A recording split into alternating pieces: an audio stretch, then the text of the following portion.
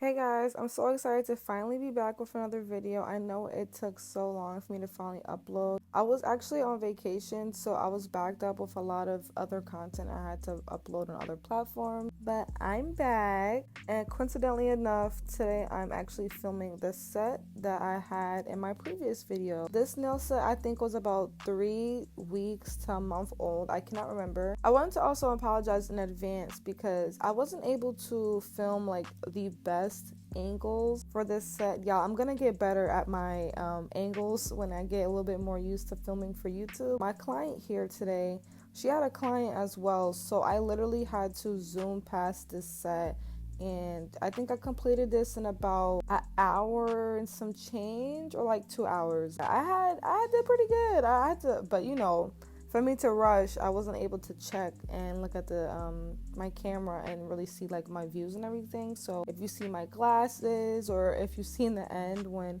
it just jumps from one step all the way to the finished product, y'all, I am sorry. Okay, so now let's get into the video. So today my client had requested for her photo shoot that I do a freestyle, and her photo shoot is gonna be like a 2000s or a 90s theme.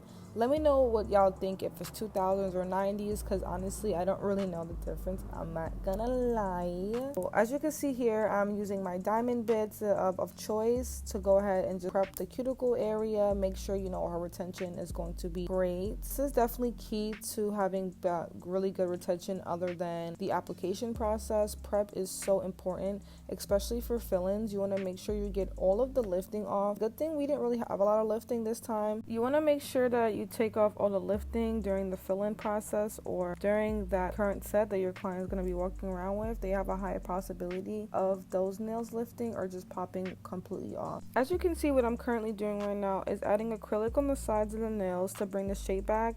And that's because she has XL duct tips right now, and when you do regular day-to-day things, it's very common for your nails to lose its original shape and begin to become dull. Here I am just adding some acrylic on the sides to add back that little flare and give her like that tapered duck look. So she doesn't have square, but she doesn't have like a really flared out duck. You know what I'm trying to say? It's like right in that middle. But I wanted to keep the duck shape since we're doing like that 2000s theme. I felt like that would definitely match a lot more than like regular square nails. I'm going in with 8080 grit files from Karlash. You can get them on Amazon. They're actually really good. One of my favorites to get if I like need files ASAP and I can't get any from my vendor at the moment. I think I'm actually gonna make like a really full in-depth video on how I like to shape my nails, because you could obviously see how I'm doing it, but I feel like when I explain, it's not as in-depth as I wish I could really go. But as you can see, when I'm filing the nails, I like to tilt everything downwards, and then I like to go in and do like a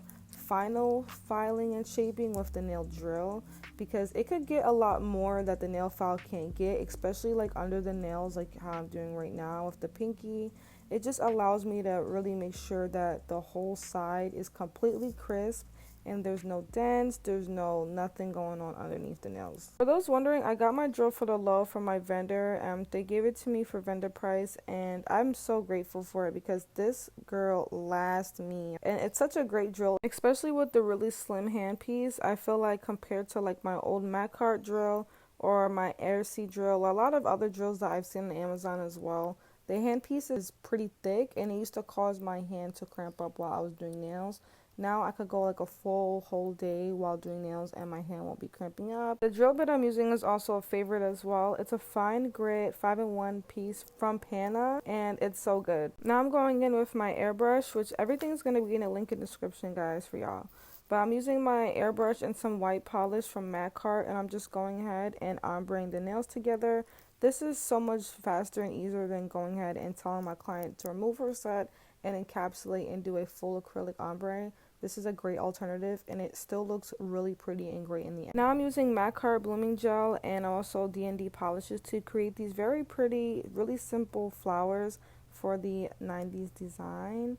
And yeah, this is where I was saying that how it was gonna jump from one step to another, because this is where I started rushing because I had a time crunch. She literally had to leave in like 15 minutes, and I had a client in like 30 minutes, and she had a client. So I was like, oh my god, I have to just go ahead and zoop through everything. So as you can see, I'm just going ahead and adding 4 little dots. This is after you add the blooming gel on top, and you want to make sure you let it bloom just a little bit, and then you just go ahead and use your brush and brush out those circles to create that flower effect.